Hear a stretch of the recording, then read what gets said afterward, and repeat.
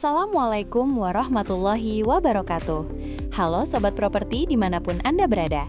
Terima kasih sudah mempercayakan sistem pengelolaan proyek properti Anda kepada SID.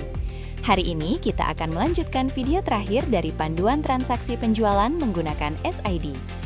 Jadi di video-video sebelumnya kita sudah membuat ada 5 video ya, dari mulai kita membuat proyek perumahan, kemudian menginput kafling yang akan dijual sehingga terbentuk sales price list. Inilah yang jadi acuan marketing untuk bisa berjualan karena menginformasikan ketersediaan kafling. Kemudian di video berikutnya kita juga sudah membuat bagaimana cara marketing menginput calon konsumen sampai menjadi konsumen dan terakhir menjadi SPR. Kemudian bagaimana pula cara memfollow up sehingga terinput jejaknya. Dari mulai telepon, kemudian WA, survei, booking, sampai akad sudah dipraktekkan. Kemudian menginput draft SPR, surat pemesanan rumah. Disinilah tugas terakhir marketing bisa dikatakan selesai karena dia sudah bisa mengclosingkan dengan membuat surat pemesanan rumah. Follow up selanjutnya masih bisa dilakukan oleh marketing, tapi juga bisa dilakukan oleh supervisor marketing. Jadi draft SPR ini bisa diedit, bisa dicetak oleh mereka, sehingga ini akan menjadi sebuah laporan kepada admin keuangan bahwa ada pengajuan kwitansi karena ada transaksi penjualan. Sehingga di video berikutnya, kita sudah buat juga bagaimana membuat kwitansi sehingga bisa dicetak. Dari mulai pengajuan kepada manajer, sehingga bisa di-approve dan bisa dicetak oleh admin keuangan atau admin konsumen. Kemudian jejak follow up untuk sampai bisa akad juga bisa dilanjutkan oleh marketing maupun admin KPR. Jadi mereka bisa meminta data yang kurang-kurang nanti bisa terinput di jejak follow up. Kemudian approval kwitansi dilakukan oleh manajer. Dan kemudian setelah di-approve bisa dicetak oleh admin keuangan. Kemarin kita sudah praktekkan video terakhir dari mulai booking fee sampai DP dan sampai akad pencairan. Bahkan sampai ada sisa piutang di bank kita sudah praktekkan. Nah, sekarang kita akan menjelaskan akibat dari alur transaksi 1-11 ini, apa sih yang akan tergenerate di laporan keuangan atau di laporan-laporan lainnya yang bisa dilihat oleh manajer dan owner. Jadi yang bisa dilihat adalah kartu kontrol, rekap piutang, pemasukan, omzet, neraca, laba rugi, arus kas, proyeksi piutang konsumen.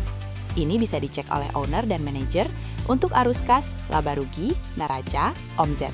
Sedangkan untuk admin bisa hanya melihat kartu kontrol, rekap piutang, pemasukan, dan proyeksi piutang konsumen, serta update sales price list. Kita buka sekarang SID-nya, kita masuk sebagai owner. Nah, owner ingin melihat laporan, artinya sudah ada penjualan berapa.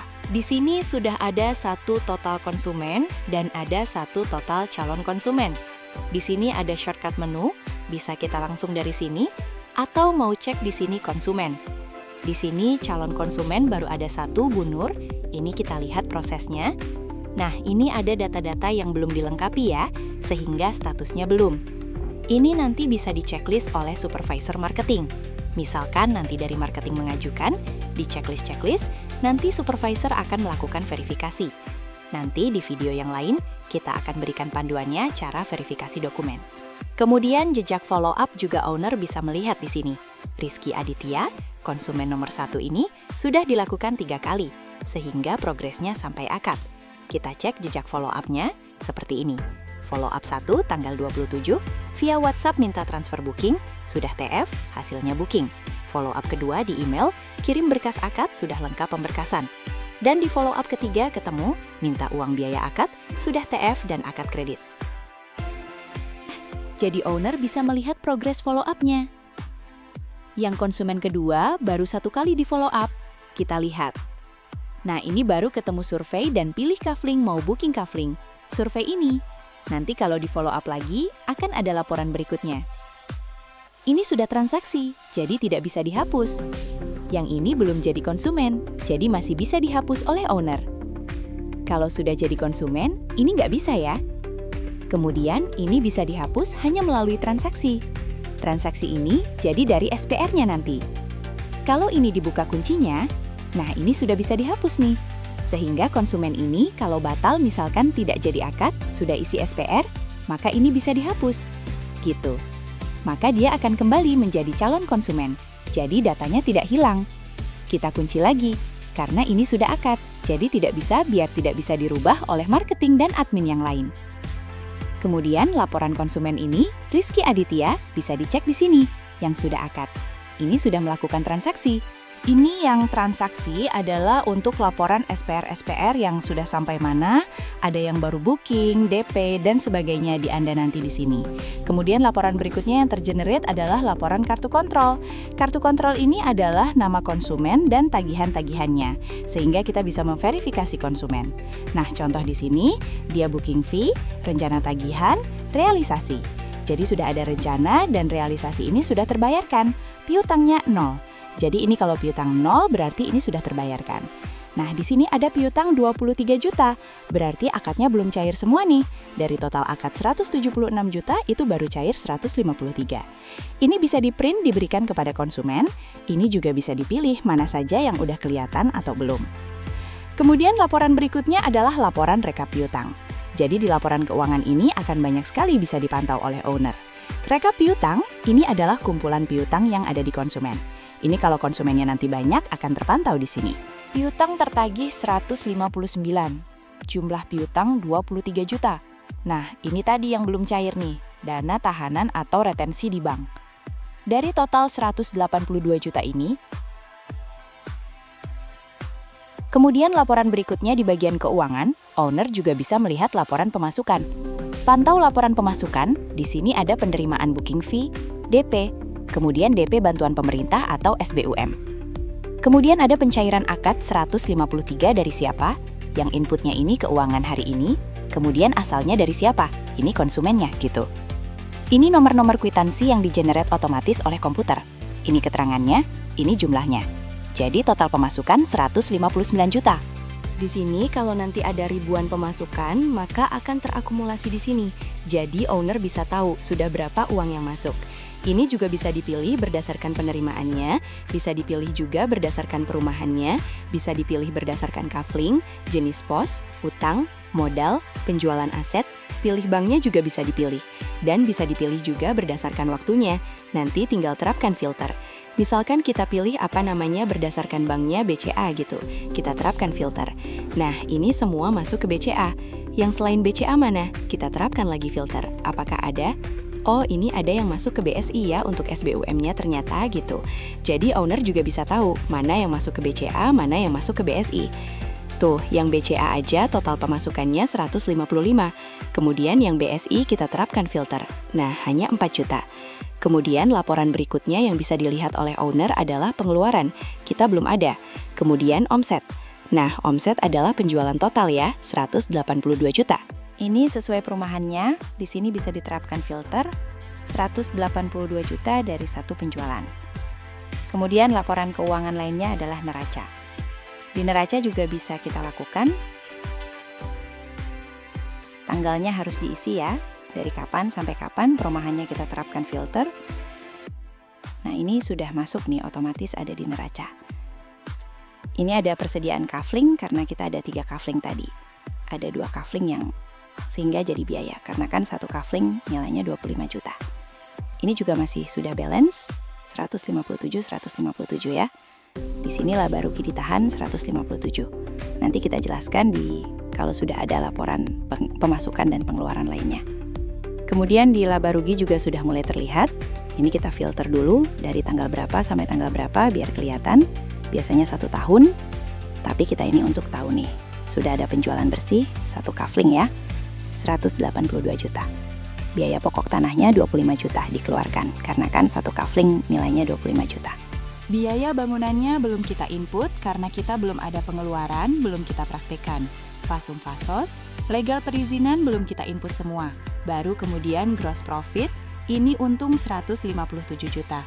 Kita belum ada pengeluaran lain, jadi belum ketahuan. Tapi intinya ini sudah tercatat di laporan keuangan secara otomatis, jadi sudah ada 157 juta laba dari penjualan. Kemudian laporan berikutnya adalah keuangan dari sisi arus kas. Kita pilih lagi, ini misalkan sampai oke kita asal saja dulu, nah kita terapkan. Nah, penjualan bersih sudah ada 182 juta ya, piutang konsumen, nah ini yang masih tersangkut di bank dari pencairan yang belum tuntas. Persediaan kafling kita ada 2 kafling senilai 50 juta, karena 1 kafling 25 juta HPP-nya ya. Biaya tanah yang dikeluarkan 25 juta. Kita sudah menjual. Karena sudah menjual maka ini sudah dikeluarkan. Harusnya nanti ada bangunan juga di sini. Nilai bangunannya berapa? Sehingga nanti arus kas pengeluarannya akan real. Arus kas pengeluaran ini karena dari persediaan kafling dan kafling yang terjual. Arus kas penerimaannya 182 juta. Di sini terlihat kas bersihnya, arus kas bersih 84.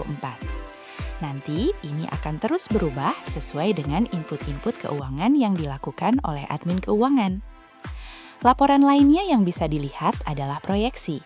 Nah, di sini juga penting buat owner. Kalau laporan proyeksi ini akan kita bisa memprediksi bahwa bulan depan kita akan dapat uang berapa nih, gitu. Misalkan bulan April, apakah akan ada pemasukan? Ternyata nggak ada, karena kan ini sudah akad. Kalau konsumennya banyak, akan kelihatan nih, yang mau booking berapa, yang uang muka berapa, yang angsuran, apalagi yang angsuran ke developer, misalkan. Itu kan kelihatan, karena kita sudah buat di SPR rencananya. Kalau yang kemarin di Februari, kita kan kelihatan ada booking masuk, gitu. Kemudian 5 Maret kita cek, nah ini ada piutang, proyeksi yang akan masuk. Ini ya, 176. Nah, ini penting buat owner supaya mengetahui bahwa bulan depan kita akan dapat uang berapa. Jadi laporan pemasukannya lengkap, ini hanya bisa dilihat oleh owner dan manajer. Kemudian laporan konsumen dari mulai daftar calon konsumen, laporan jejak follow up, daftar konsumen juga ada semua. Ini sesuai perumahannya bisa dipilih. Nah, seperti ini sudah ada. Nah, ini datanya bisa kita buka tuh, data konsumennya, ini dokumen-dokumennya.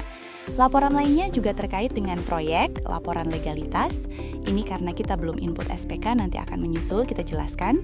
Progres KPR juga nanti ini akan kita jelaskan berikutnya. Marketing, ini kita lihat salesnya. Nah, ini karena kita baru satu input marketing, maka Bu Dewi Mardiwi, total konsumen 1, calon konsumen 1, detail konsumennya bisa kita, hasil penjualannya bisa kita lihat.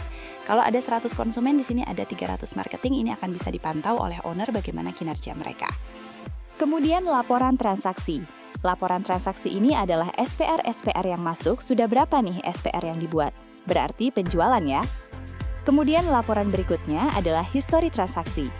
Ini histori uang masuk dan keluar ya, baik yang sudah dihapus, yang reject, itu akan terkumpul semua di sini total. Jadi ini bukan pencerminan dari real uang yang masuk dan keluar, karena yang terhapus ataupun yang di-reject, itu tetap tersimpan di sini supaya pencatatan saja bahwa Anda sudah melakukan apa saja di dalam SID ini. Kemudian laporan berikutnya sales price list. Nah, owner akan selalu bisa melihat bagaimana. Ini penting nih buat owner perumahan Kanaya ya. Terpesan berapa, terbooking berapa, ter-DP berapa, terjual 1. Nah, ini sudah 182 juta. Tersedia 1, 182 juta. Non-aktif 1, ini belum diaktifkan, belum dijual kaflingnya. Jumlah ada 3 kafling, nilainya ini. Ini kalau nanti kaflingnya ada 100, kelihatan nih yang terpesan berapa, terbooking, ter-DP. Ini penting untuk owner. Jadi, ini laporan-laporan yang bisa Anda lihat sebagai owner di SID. Mungkin itu untuk video terakhir di alur transaksi penjualan. Ini merupakan inti dari SID sebenarnya. Jadi, kalau Anda sudah menguasai ini, Anda bisa melakukan proses pengawasan penjualan, kemudian uang masuk dari penjualan, kontrol sales, kemudian kontrol dari admin keuangan, KPR, kontrol konsumen, semuanya ini bisa Anda lakukan di sini. Jadi, ini sudah selesai. Video terakhir dari alur yang kedua yang terpenting dalam SID ya, setelah alur pertama setting master data oleh owner. Selanjutnya nanti kita akan bahas panduan pencatatan transaksi pemasukan di luar konsumen. Ini kita akan masuk panduan pencatatan transaksi non-konsumen. Jadi tadi kan ini pemasukan dari penjualan, nah dari penjualan kafling. Kalau ini selain penjualan kafling seperti apa? Pinjaman modal, KIG, penjualan aset, dari piutang. Nah ini pemasukan-pemasukan selain penjualan, nanti kita akan praktekkan. Karena ini penting, karena kan perusahaan juga ada pemasukan selain dari penjualan biasanya. Maka ini harus dicatat secara manual. Sedangkan yang ini, pemasukan berdasarkan penjualan, booking fee, DP, dan akad kredit tidak perlu diinput manual, karena otomatis akan terinput sendiri dengan proses dari 1 sampai 11 langkah ini. Demikian untuk video ini, nanti kita akan ada tambahan-tambahan, kita akan revisi. Sekali lagi, kami ucapkan terima kasih kepada Sobat Properti yang sudah membeli dan menggunakan SID Pro 2. Semoga dengan sistem ini, pengelolaan proyek properti Anda menjadi lebih rapi, lebih terkontrol, dan semakin profesional.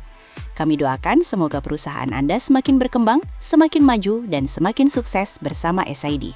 Wassalamualaikum warahmatullahi wabarakatuh.